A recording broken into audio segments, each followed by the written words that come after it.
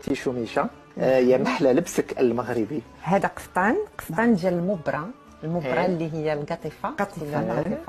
هذا قفطان ديال المبرة مخدوم بالصم اللي هو الثقل الحر.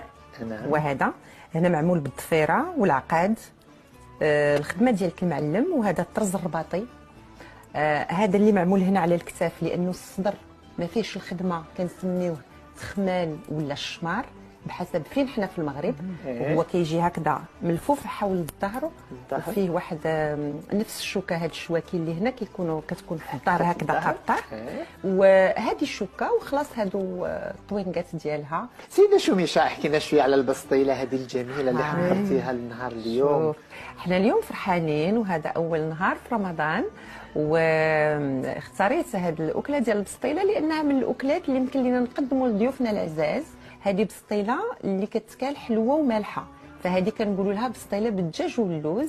على اساس كاينين انواع اخرين، كاينه البسطيله اللي غير بالدجاج تكون محمضه، كيكون مع العصير الحامض، نلقاوها في مدينه تطوان ونلقاوها في مدينه اسفي. وعاد كاينه البسطيله تاعت اللوز، غير اللوز بوحدو. هذه كتقدم كطبق اولي، وهذه بسطيله رباطيه كتقدم في مدينه الرباط. هذه ديال فاس، ديال اهل فاس، وهذه هي اللي غادي نقولوا راها معروفه في كل انحاء المغرب. فكره رائعه، منظر جميل، نشكرك.